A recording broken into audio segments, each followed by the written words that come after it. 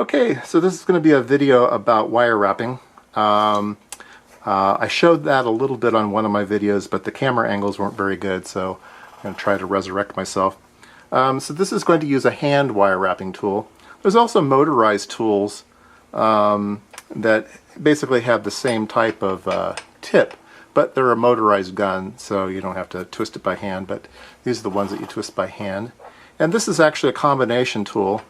On this side is where we do the wire wrapping, this side is where we do the wire unwrapping, and then it actually has a little place where we can strip the wire. Oops, sorry, got my hand in the way. This has a hole in the back, and you place the wire through to the other side. It's not cooperating, of course. Now it's on camera over here like that. And we're going to pull it into this little slot here. There's a little slot, you'll see that. And once we get it in the slot, then all we have to do is pull the wire out from the other side, and it strips. It strips a nice length. I always like to take it over to a ruler and make sure we're at 1 inch. So I guessed pretty good here. I'm exactly 1 inch. I guess I've been doing this a while. So 1 inch of wire is about the right amount.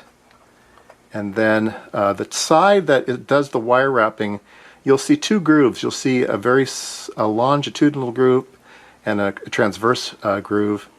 And there's on the end, it's really hard to put this on camera, but there's a little tiny hole. You'll see it. And this is 30 gauge wire, and you'll put the 30 gauge wire into that hole, and you'll push it all the way until you see the insulation show up in that little transverse groove, and then you know that you're all the way in. When we spin this on, there's going to be one wrap of insulation, and then it'll start to do the actual metal on metal wrapping. So that's the way you want it. That's all there is to say. These tools are $10, $15, something like that. OK Industries is kind of the brand name in wire wrapping. They've been doing wire wrapping since day one, and still get these tools on eBay and other places.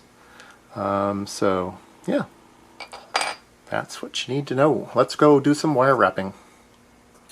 Okay, so I've got a 1 inch strip of the wire, put that there, and I'm going to insert it into the right hole. Let's see, that looks like the unstripper, the unwinder, and this looks like the winder.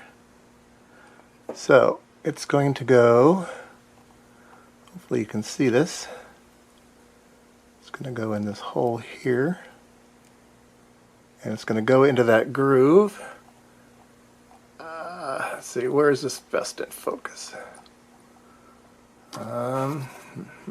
There. So it's going to go into the hole in the end, and it's going to go up that groove, and it's going to go up until the insulation touches this horizontal groove here, okay? And then once we get that, we're going to put it on a pin. Okay, we'll put it on this pin here. And let me focus again. All right, so it's on there, and I'm pressing straight down. And I'm going to hang onto this wire here so it doesn't go anywhere. And I'm going to start to twist. And I'm going to have very light downwards pressure as I spin. And there we go.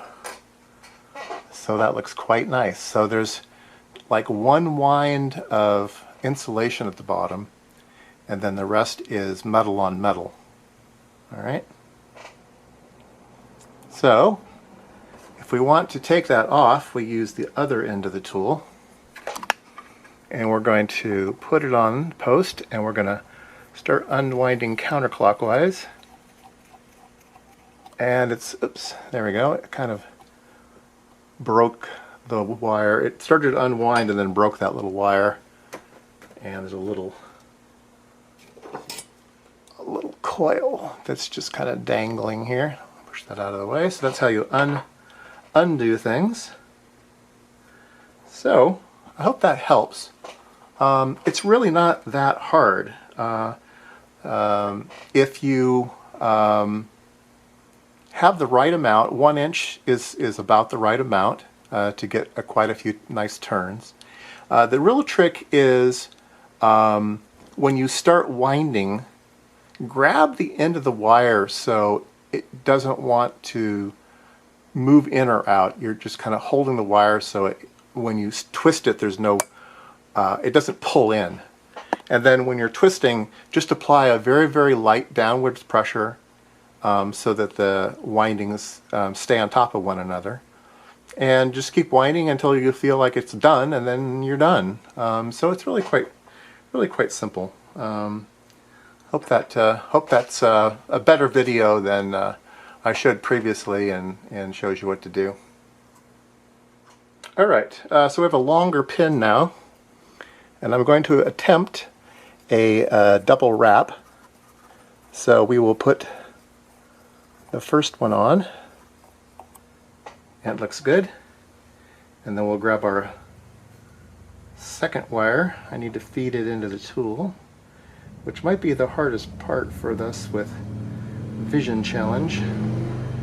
Your vision is the very best at age 18 and goes downhill. And by the time you're 40, you've basically lost the ability for your lens in your eye to contract. So everybody sort of ends up needing glasses in the end. So I'm going to put this one on. I'm going to wind it right over the top of the other one. And there we go. We've got a double wrap. The second one wasn't too pretty as it started, but it'll work. We know the first one was good, and we've wrapped a little bit, maybe a little bit more than we needed, but like I said, it doesn't really matter. Now we have 2.